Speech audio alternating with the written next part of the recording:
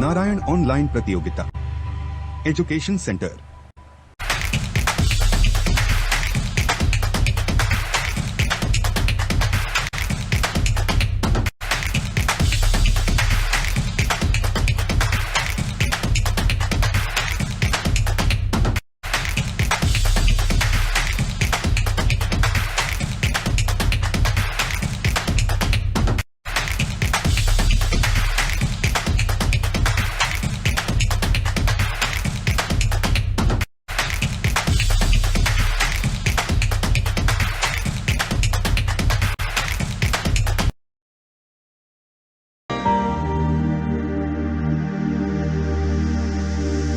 उन्नीसवीं शताब्दी में जब हम अपनी संस्कृति और आस्था को पश्चिमी संस्कृति के सामने कमतर समझते थे, तब एक ऐसे महापुरुष का अवतरण हुआ जिन्होंने हमें आत्मसम्मान और पुनर्जागरण का मार्ग दिखाया।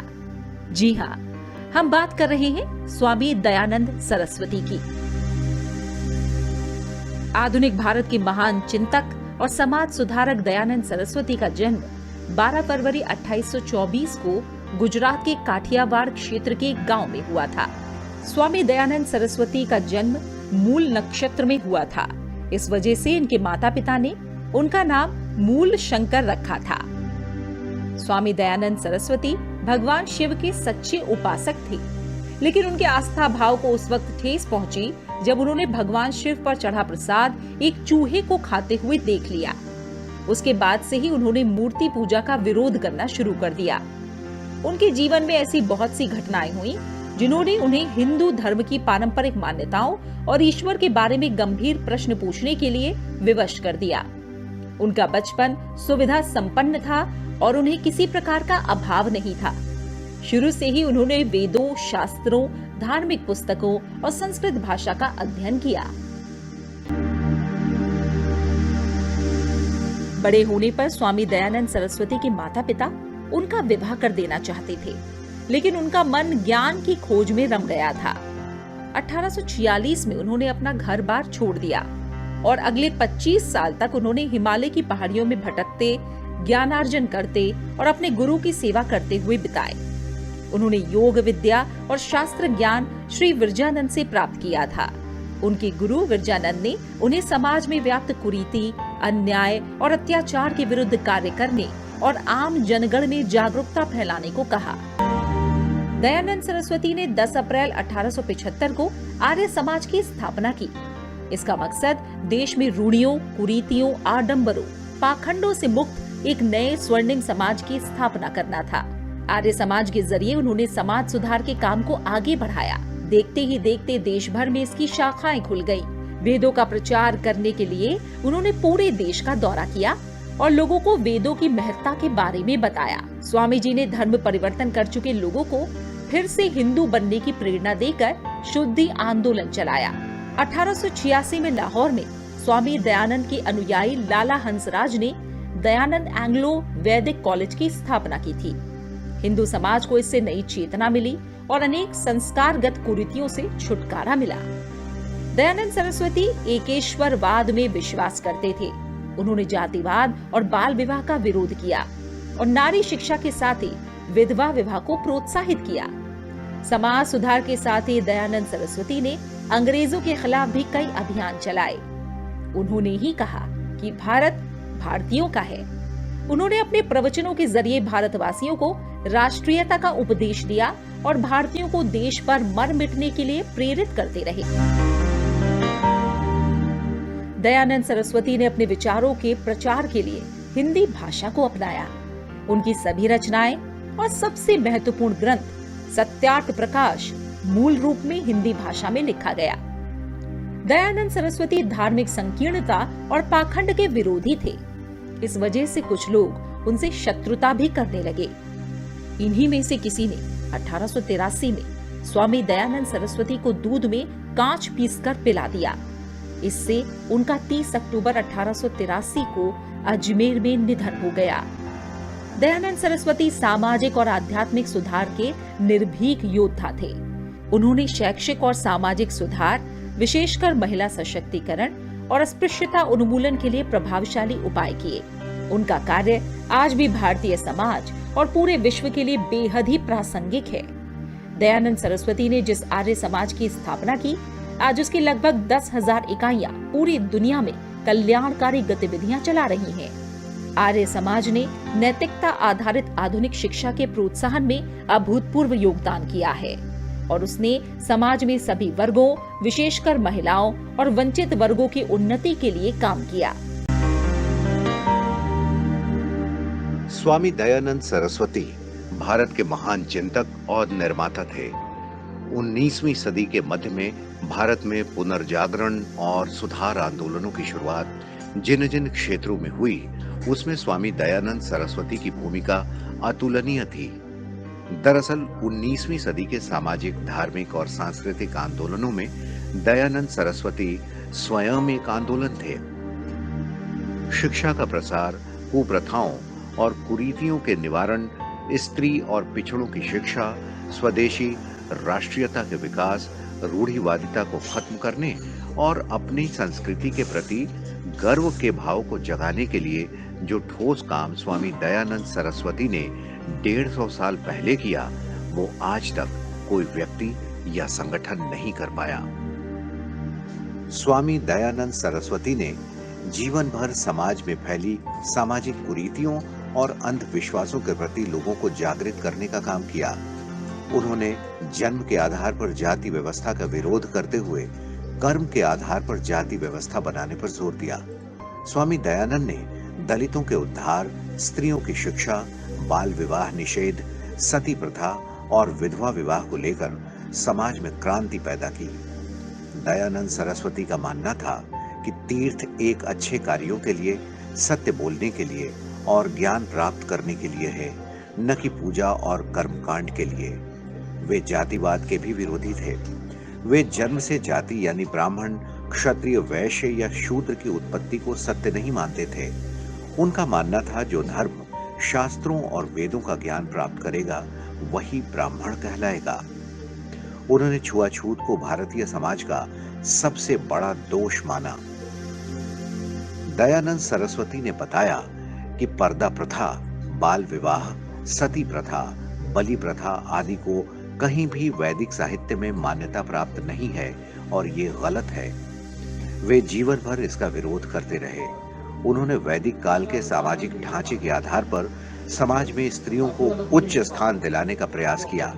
उनका मानना था कि समाज में स्त्रियों का समान अधिकार होना चाहिए। स्वामी दयानंद सरस्वती ने तो यहाँ तक कहा कि वेदों के अध्ययन का अधिकार स्त्रियों को भी उतना ही है जितना पुरुषों को। स्वामी दयानंद सरस्वती का मुख्य उद्देश्य वैदिक धर्म और संस्कृति की पुनर्स्थापना थी। उन्होंने वेदों की श्रेष्ठता का दावा किया और वेदों के आधार पर ही हवन, यज्ञ, मंत्रोच्चारण, कर्म आदि पर बल दिया। उनका मानना था कि ईश्वर निराकार है, इसीलिए मूर्ति पूजा निरर्थक है। उन्होंने ईसाई मत और मुस्लिम धर्म में हिंदुओं के धर्म परिवर्तन को रोकने की कोशिश की और इसके लिए शुद्धि आंदोलन चलाया। स्वामी दयानंद सरस्वती ने प्रत्यक्ष और अप्रत्यक्ष रूप से शिक्षा के क्षेत्र में अभूतपूर्व योगदान दिया। उन्होंने शिक्षा की एक ऐसी पद्धति की शुरुआत की जो भारत की संस्कृति और परंपराओं के अनुरूप थी, जिसमें प्राचीन वैदिक शास्त्रों के अध्ययन के साथ साथ आधुनिक ज्ञान विज्ञान को भी पर्याप्त जगह दिया गया। उनका प्रयास था कि शिक्षा समाज के मुट्ठी भर लोगों की जागीर नहीं बने, बल्कि सबको समान शिक्षा प्राप्त करने का अवसर मिले।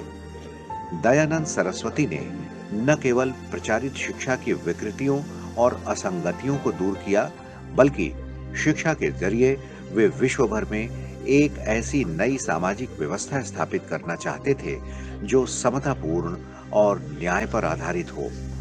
दयानंद के विचारों और शिक्षा के प्रचार प्रसार के लिए 1885 में लाहौर में एंग्लो वैदिक यानी डीएवी हाई स्कूल की स्थापना हुई।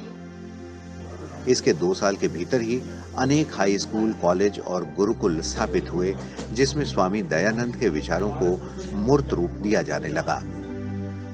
स्वामी दयानंद सरस्वती ने अपनी दूरदर्शिता से देश, समाज, जाति, सामूहिक जीवन की जड़ता, अंधविश्वास के साथ ही अन्याय और शोषण को गहराई से देखा और जाना। वे अपने विवेकशील दृष्टि से उस गतिरोध को दूर कर समाज को एक नई दिशा देने के लिए जीवन भर प्रयास करते रहे। स्वामी दयानंद सरस्वती ने माना कि भारतीय पुनरुत्थान और आधुनिकीकरण भारत की प्राचीन वैदिक संस्कृति के आधार पर ही संभव है। स्वामी दयानंद सरस्वती का कालजयी ग्रंथ सत्यार्थ प्रकाश वैचारिक क्रांति का महान शंखनाद है। सत्य का अर्थ सत्य है और सत्यार्थ प्रकाश का अर्थ सत्य के प्रकाश को पूरे विश्व में फैलाना है। ये पुस्तक सत्य और मिथ्या के भेद पर गहराई से प्रकाश डालती है। स्वामी दयानंद सरस्वती की मातृभाषा गुजराती थी, लेकिन सत्यार्थ प्रकाश ग्रंथ की रचना उन्होंने हिंदी में की। सत्यार्थ प्रकाश की रचना स्वामी दयानंद सरस्वती ने की थी। सत्यार्थ प्रकाश के लेखक स्वामी दयानंद सरस्वती ने लिखा है कि ईश्वर, जीव, प्रकृति ये सभी अनादि और अनंत हैं। ईश्वर के गुण, कर्म, स्वभाव और सृष्टि के नियम भी अनादि और अनंत हैं। विज्ञान का भी यही मत है कि सृष्टि नियम यानी लॉज ऑफ नेचर अटल, अटूट और सार्वभौमिक है और इन नियमों का नियंता परमात्मा है। परमात्मा की सृष्टि के नियम न तो बदलते हैं और न ही टूटते हैं, न घटते हैं, न बढ़ते हैं और न ही घिसते हैं। इसलिए चमत्कार की बातें करना मात्र कोरा अंधविश्वास है। सत्यार्थ प्रकाश विश्व भर में व्याप्त बुराइयों और चमत्कारों को चुनौती देने वाला सबसे पहला ग्रंथ है। सत्यार्थ प्रकाश ग्रंथ में 2 भाग हैं, पूर्वार्ध और उत्तरार्ध। पूर्वार्ध में 10 अध्याय हैं और उत्तरार्ध में 4। इस प्रकार कुल 14 अध्याय हैं जिन्हें समुल्लास कहा गया है। पहले समुल्लास में ईश्वर के ओंकार आदि नामों की व्याख्या की गई है। दूसरे में संतानों की शिक्षा। तीसरे समुल्लास में ब्रह्मचर्य, पठन पाठन व्यवस्था, सत्यासत्य ग्रंथों के नाम और पढ़ने पढ़ाने की रीति।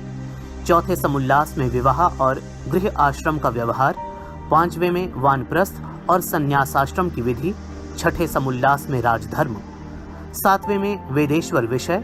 8वें समुल्लास में जगत की उत्पत्ति, स्थिति और प्रलय। 9वें में विद्या, अविद्या, बंध और मोक्ष की व्याख्या की गई है। 10वें समुल्लास में आचार, अनाचार और भक्षा भक्ष्य यानी खाद्य और अखाद्य पदार्थ का विषय। 11वें में आर्यावर्तीय मत मतांतर का खंडन मंडन। 12वें में चारवाक, बौद्ध और जैन मत। 13वें और 14वें समुल्लास में ईसाई और मुसलमानों के मत पर प्रकाश डाला गया है। पुस्तक के अंत में स्व मंतव्य प्रकाश यानी मैं कौन सी बातें मानता हूँ और कौन सी नहीं शीर्षक से स्वामी दयानंद सरस्वती ने धर्म से संबंधित 51 ऐसे विषयों की वैदिक मान्यताओं के आधार पर संक्षेप में व्याख्या की है। उनका चिंतन मूल रूप से वेद पर आधारित था, जो अपने उद्भव काल से ही स्वप्रमाणिक, चिरंतन और शाश्वत समझे जाते रहे हैं। स्वामी दयानंद सरस्वती ने ही वेदों की ओर लौटों का नारा दिया। सत्यार्थ प्रकाश ने अंधविश्वास, कुरीतियों, मूर्ति पूजा, अवतारवाद, बहुदेववाद, श्रद्धा, तीर्थाटन पर जमकर प्रहार किया ही इसके साथ साथ स्वाधीनता की रणभेरी भी बजाई। अपने इतिहास पर गर्व के भाव उत्पन्न किए, अपनी परंपरा के प्रति आस्था और संस्कृति के प्रति विश्वास जगाया। स्वदेशी का मंत्र जनमानस में फूंका। सत्यार्थ प्रकाश की इसी अनुभूति का प्रभाव था कि आर्य गरज कर गाया करते थे, कभी हम बुलंद इकबाल थे, तुम्हें याद हो कि न याद हो, हर फेन में रखते कमाल थे, तुम्हें याद हो या न याद हो।